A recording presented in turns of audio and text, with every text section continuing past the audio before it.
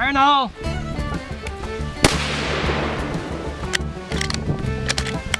Okay, see what happened was I screwed up while I was reloading, and that necessitated this, and I'll tell you why.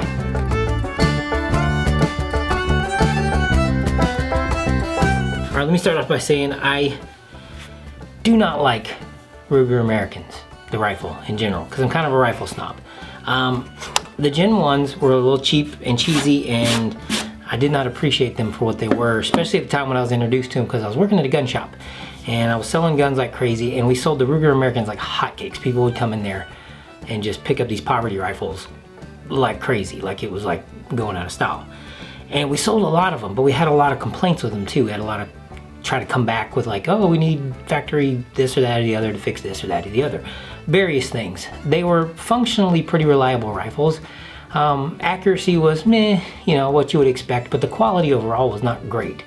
It was okay, but it wasn't great. Okay, so they're an entry-level, basic kind of rifle for the poors, I guess you could say. And I hate to say it that way, but they're less expensive rifle that most people can afford for getting into deer hunting and stuff like that. And this was during the Barack Hussein Obama days, when there was a big boom in firearm sales. So the Ruger American entered the market as a really viable option to get people into bolt action for cheap. So my personal preference for them, I didn't like them because they were cheap. As simple as that, they were cheaply made. But here we are, nearly a decade later, fast forwarding to the Gen 2 Ruger Americans. This is the Generation 2 Ruger American Predator, the Predator model being that it has a 22-inch fluted barrel, threaded muzzle 5/8 by 24.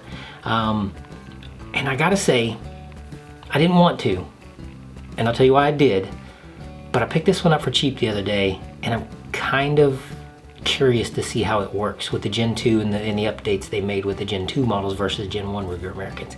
I like Ruger, the company overall. I've had great success with their revolvers and stuff like that. I've honestly owned more Ruger revolvers than any other type of pistol. I absolutely love them. But their bolt actions have always kind of left something to be desired. So here's what happened. I love the 6-ARC. I load the 6-ARC like crazy, and I have multiple semi-automatics in 6-ARC. I've always wanted a 6-ARC bolt gun. Wasn't planning on buying one. I was gonna build one and gooch it out fully. But I went to load the other day, and I loaded up a bunch of Starline brass and Nosler 107 grain custom competition bullets. And I tested a few of the loads, and they were cycling in stuff okay, and I was at the higher end of my load scale. Actually at the very top of what was recommended for the powder. So I loaded up a few, tested them out, everything seemed to be okay, and then I went to my powder charge, my thrower, and I started throwing powder charges with it. Now I was already at the top end of my load development, but I went ahead and loaded up 300 rounds of premium, nice, you know, match style ammo for plinking and shooting and coyotes and that kind of thing. About 300 rounds of ammo that was about a half a grain over the max charge for a semi-automatic. 300 rounds. Always check your scales. Always check your scales, and if it's a cheap one, get rid of it, get a better one. I didn't notice that I had a problem with the ammo until I got out west, where my chronograph is currently sitting right now 1,500 or 1,800 miles away that direction. But I didn't realize I had a problem until I got out there and started shooting, and the gun wouldn't cycle. Really what it boils down to, I'd loaded the ammo too hot and wouldn't reliably extract and eject the rounds from the gun I was shooting, and then I noticed, okay, I've got a problem here. So that left me with 300 rounds, or more, actually there's more, that I would have to either pull and reload, or option B, get a bolt action to shoot them in, because the bolt action 6-ARC ammo and loading development and stuff like that, you can actually load a little hotter for this thing. So my impressions of the Ruger Americans have never been great, but I've read a lot of reviews and watched some YouTube videos and stuff on this actual model, the Ruger Predator, the American Gen 2 Predator, and there seems to be a lot of really good things happening with this rifle. There's a lot of really good, I guess you say, upgrades or updates or tweaks that Ruger made to make the rifle a little bit better, and there's a lot of people out there getting some really great accuracy out of this thing, so it didn't hurt my feelings too bad to have to get one of these in 6-ARC, because I wanted one anyway. Got a lot of ammo to shoot out of it, and start testing it out. So that's what I'm going to do. But let's just go tip to tang today on the Ruger American Predator Generation 2 6-ARC. Okay, first impressions, I will say I really like the color scheme. You got the OD green with a speckled stock that seems to be a pretty sturdy composite. It doesn't bend well. It doesn't bend easy to slap the barrel, so that's nice. I did break the guts down of this thing and got down in the action, and you have 2 action screws here and here, pretty easy to take out. This whole assembly comes out for the magazine well. So this is taking standard AR type of magazines in the smaller calibers like the 223 and the 6 ARC.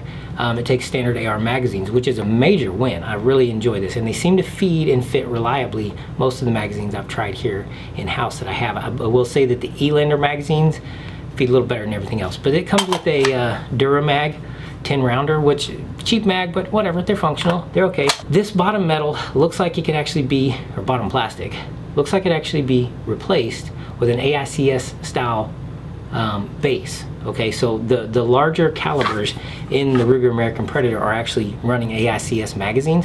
So I'm kind of curious to see if I could get a backup plate, one of these, for AICS style magazines and get some 6 ARC AI magazines that would work in here. I might try that later, but maybe not, because I'm going to upgrade this to a field stock from MDT anyway, which solves that problem.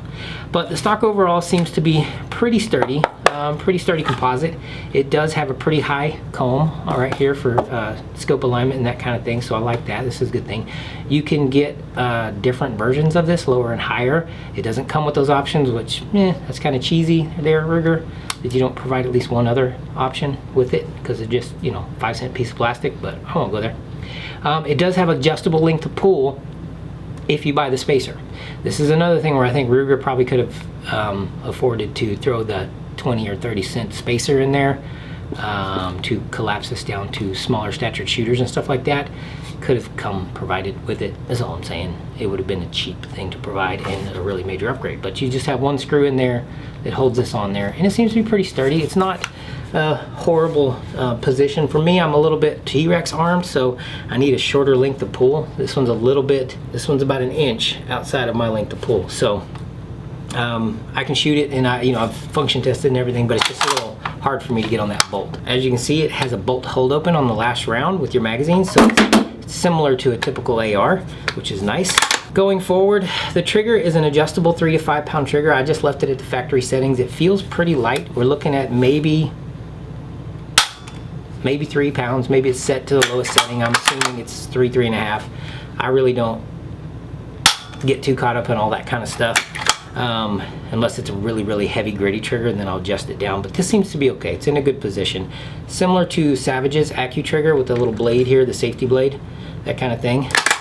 So you have a 3-position safety on the tang, so full safe on the back locks everything down. You can't fire, you can't manipulate. Middle position allows you to manipulate the bolt, cycle it, that kind of thing, but you still can't fire. And then forward fire, obviously. The bolt itself is a really nice piece of kit, actually. It looks very solid and well made. Pretty decent material metal wise, you can tell. Not like the highest grade metal in the world, but it's decent enough. The machining is a little rough on it. You can tell they've done these very quickly, and that's where they save a little bit of money, less machining time. But you do have your 3-lug bolt on this bad boy, which gives you that 70 to 75 degree bolt throw, which I really like. It's a nice short bolt throw compared to the 90 degree. That gives you more options with mounting your scope, height, stuff like that. And it's a good solid lockup into your breech for a little more accuracy and rigidity. All right, so forward into the receiver here, they have this base supplied with it, actually attached. I reattached all the screws and checked everything, Loctite, all that good stuff, torque and all that good things.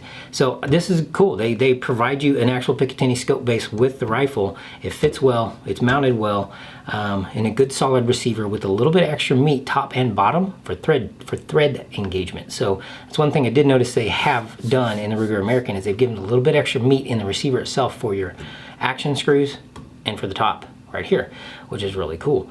So you get a little bit more rigidity there, a little more sturdiness.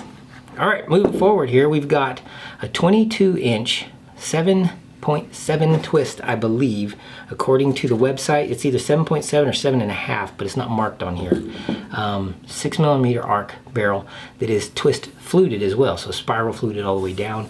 And you have a 5/824 muzzle thread with a flash hider on it. And this looks to be more of a flash hider than a muzzle brake, from what I can tell. I don't know, we'll see at the range. But that's the nuts and bolts of this thing. You obviously have your sling stud swivels front and back, and a nice cushy little butt pad here. So let's not beat around the bush about this too much. Overall initial impressions, I like what I see. I think this could be a really great rifle. It seems to be pretty well made, a little better made than the Gen 1s that I experienced in the past. And sturdy. It's got a V-block bedding system in it, so there's 2 aluminum V-blocks in there that your bolts go through, and it mates to the receiver, and that's mounted into the polymer really well. So everything seems to be pretty solid. I like the way it feels. It's pretty lightweight. I mean, it's a very huntable rifle, I would say. Like, if you're out varmint hunting or deer hunting, this would make a fantastic deer rifle. And that's what I'm going to use it for out west, because we're moving out west. We're moving out to Arizona, where my stupid chronograph is. So this is going to be a great longer range, open country style of 6mm arc hunting rifles. Something I can use for like pronghorn, mule deer, regular deer, coos deer, feral hogs, or javelino, whatever, that kind of stuff. I think this will make coyotes, definitely great coyote gun. I think this will make a great option for that. Pretty lightweight, packs, and it seems to handle really well, especially when you get bod pods in there. It's really light. So let's go ahead and get this thing scoped up and get out to the range, and I'm going to put some groups down with my overloaded ammo and a couple of factory stuff and maybe some of my other hand loads that are AR hand loads, so lower velocity, just to see what kind of groups I can get.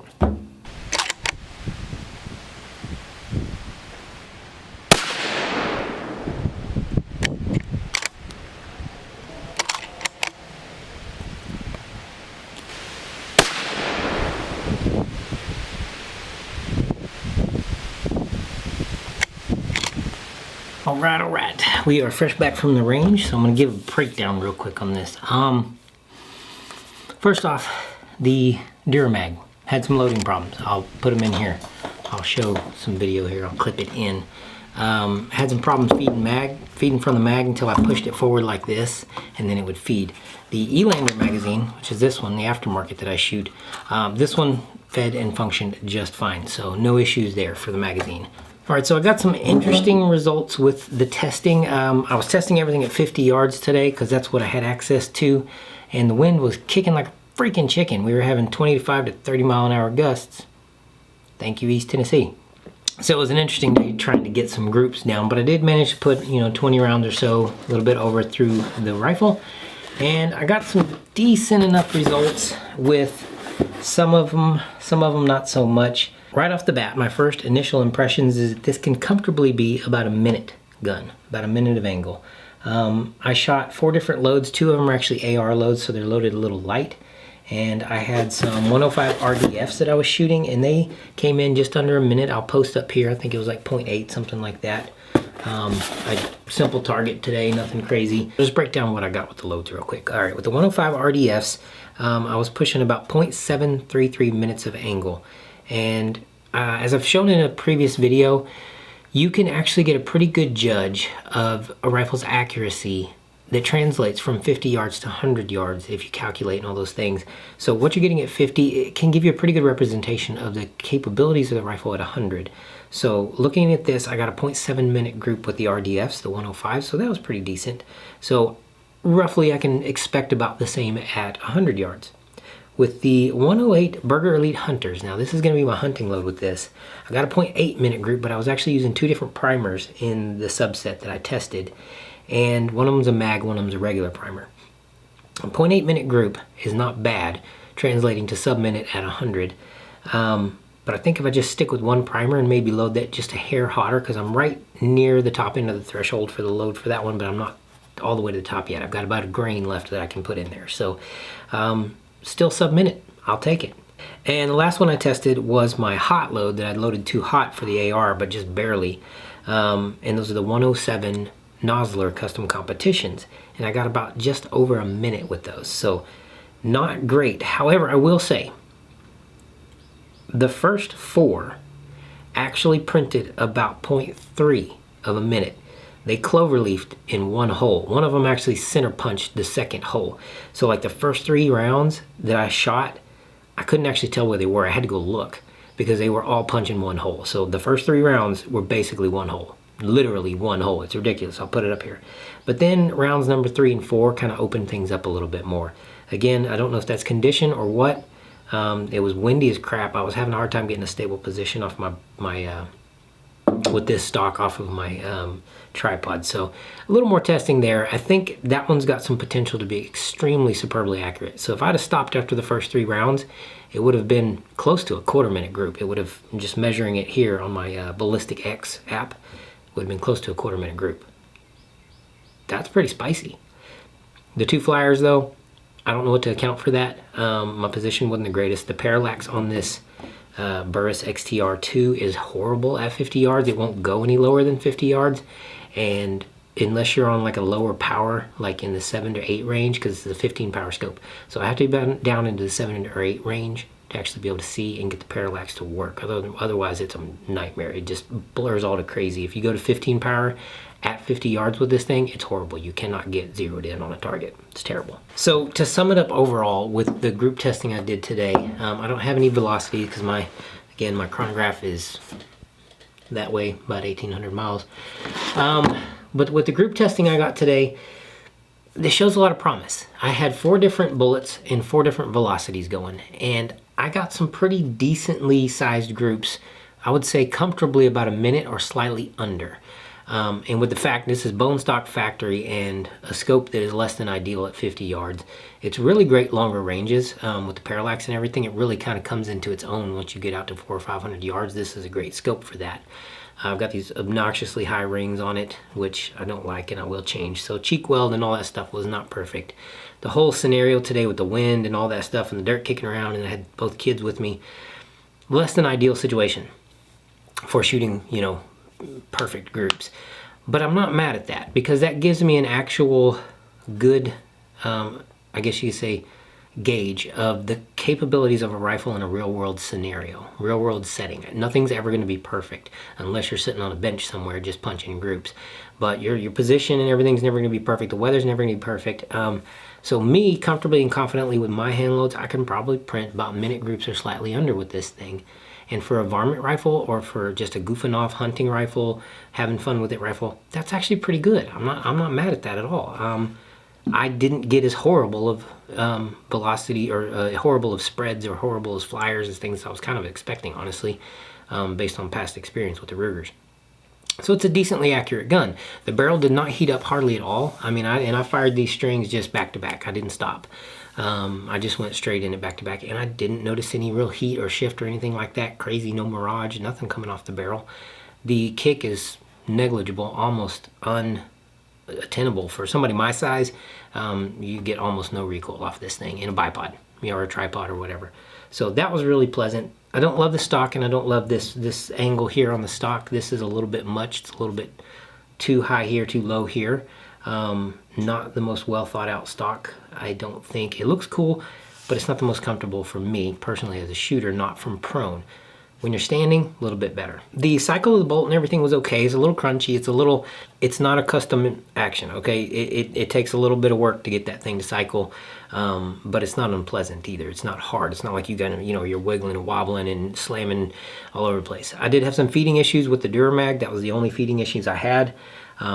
And that was just with that one magazine and one load. So everything, I switched over to my Elander mag after that, and everything went fine. So it's pleasant to shoot. The trigger is a wall you have to pull. Even at the setting it is now, which feels kind of light, I don't actually know what it is, I didn't test it. I think I would adjust the trigger down. However, you have to take this thing out of the action to do that, and since I just got it zeroed in, I'm not going to do that right now. Moving forward, I am going to put this into an MDT field stock, and I'm curious to see if that will improve the accuracy, allow me to adjust the trigger, obviously, when I do that. And I'm going to put a different scope on this one that's going to be more permanent, probably something in the range of a 3 to 15 SWFA. I really want to try out their new Gen 2 stuff, so I'm going to get one of those, put it on here, and get the field stock on this bad boy, and see how much of an improvement I can make to it. But overall, I will say this, my 10-year-old came with me, and he is not comfortable with big boy rifles yet. I want you to stay on target and find your trigger and give it a nice gentle squeeze. Gentle, a slow squeeze, gentle and slow. Don't slam that thing. Hey-oh. He likes his 22 and he shoots those just fine, but he does not have any time on a big boy rifle like this. So I put him on it for a couple shots. The first shot he whipped it. You know, he was 2-3 inches off target at 50 yards. Anticipating recoil the whole 9 yards. He didn't know what to expect. This is his first time shooting this rifle, or any big rifle like this. So he's kind of recoil sensitive still too. He's kind of gun shy. He's just kind of taking a little longer than his brother did to catch up to the big rifles, and that's okay. We're gonna take our time with him. But I got him to do another shot. I said, just give me one more shot. I settled him down a little bit, got him into a little bit better position, and he went ahead and decided to punch the target at 50 yards, 1-inch target, on his second shot on a big rifle like this in 6 arc, and I'll take that. I was pleased, he was pleased, everybody was happy, and that's a good sign. That's a good sign. He kind of got over his initial shyness or whatever and settled down and actually took a better shot, and he did really well, really accurately. So that's a good thing. I think a package like this, especially if you get the spacer for the younger shooter, the smaller spacer here to, you know, shorten the buttstock, make it a youth gun basically. I think it could be a really great viable youth option or small statured shooter option. For a cheap rifle, yeah, why not? I would, yeah, I did. I would say this is a really viable option if you are looking for an inexpensive rifle that you can use for varminting, you can use for hunting. Definitely this would be a great hunting rig. The stock itself, I don't hate it. It's good looking. It's a good looking rifle. It is an attractive rifle. I don't hate the stock, but there could be improvements to it, and I think something like a field stock from MTT would be a major upgrade to this, and for relatively inexpensive. That would be my suggestion. And it gives you the option of using an AICS magazine, which are going to be feeding and all that stuff more reliably. So you would kind of, you know, smooth out your kinks, I guess you could say, and maybe give yourself a little bit better, definitely give yourself a little bit better platform to shoot from so far as the action goes in the bedding and all that good stuff, because the block inside that field stock is hefty, it's solid, it's good size, and it's going to be a better mating surface overall. I didn't get any barrel whip so far as smacking the plastic. There's a lot of clearance in there, and that's nice. You know, I didn't get any of that, so that's awesome. But yeah, overall, I like it. I think this is a good setup. I think Ruger American, you know, the Ruger American Predator in Gen 2 is an extremely viable option if you are looking for kind of an entry-level varminting, hunting, or even practice precision rifle that you can do a lot with. There's a lot of service and aftermarket for these. There's a lot you can do with this rifle. Triggers, I haven't really researched all the trigger options for these and how easy they are to swap everything. I've never taken the trigger off of a Ruger American yet. I'm going to try to adjust this one down to the lowest possible setting whenever I put it in the field stock, and I'm going to drop the scope down to mediums or low rings because I like a nice small, you know, height over bore relationship, as short and light as I can get it. You have a 70-degree bolt throw here, 70 or 75, so you have a lot of clearance there. You can put your scope down pretty low on this bad boy and still have plenty of clearance with your bolt. There's a nice hefty bolt knob too. I mean, the bolt knob on these thing is a good size, not over large like a tactical. It's kind of that mid-range, but it's a really nice positive grip and purchase on that. So that's it. Those are my suggestions for upgrading. But also, just if you just wanted to go bone stock with this thing, honestly, you could probably get a really great load to work through this thing. And based on the data I have so far, which I've got much more testing to do, I'm confident that I can make this thing a 3/4 rifle, 3/4 minute rifle. I'm fairly confident I can get a really good bullet with high ballistic coefficient, you know, in that 103 to 108 range, up screaming towards about 2,700 feet per second, I'm guessing, is what I'm going to shoot for, and find myself a really accurate long range rig that'll push a bullet, the 6mm supersonic, well past 1,000. We're talking close to 1,200 yards ish. So that's it. Ruger American Predator version, the Mark II or the Gen 2 Predator. Yeah, I would go for it. If you see one of these on the shelf and you're looking for a 6-arc and a bolt gun, you can start here. This would be a great place to start. There's a lot of aftermarket options to upgrade it, make it a little more, you know, tuned up if you want to. And so far from the bullet weights I've shot on the higher end of the scale, 103s up to 108s, does pretty good. I think we've got a lot to work with there. I wouldn't call it a, you know, match level gun. It's not. But if you're looking for poverty precision, you can do it with your Ruger American. All right, that's it for today for this video. A big win I want to shout out. Something to keep your eyes on. The Hearing Protection Act has passed the House as of today. What is today's date?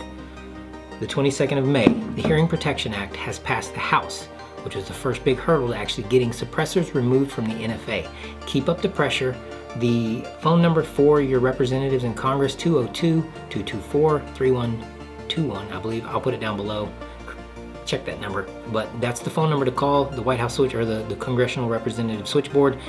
Put the pressure on these dudes to pass that sucker in the Senate as well. This was a huge win today.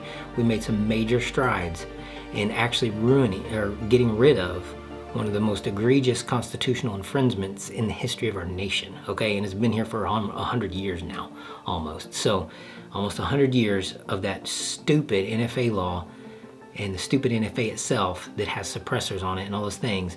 But getting the suppressors removed from it fully is very much within reach. Keep the pressure on your representatives. Make sure it gets through the House. Make sure it gets through the Senate and they hear our voice and know that we will not accept anything less than the full removal of suppressors and short barrel rifles from the NFA. It's your duty as Second Amendment supporters to do that. And y'all been doing it. Y'all are awesome. Keep it up. That's it from me. Y'all get out there and shoot, be blessed, and have a fruitful Second Amendment supporting day. Cheers.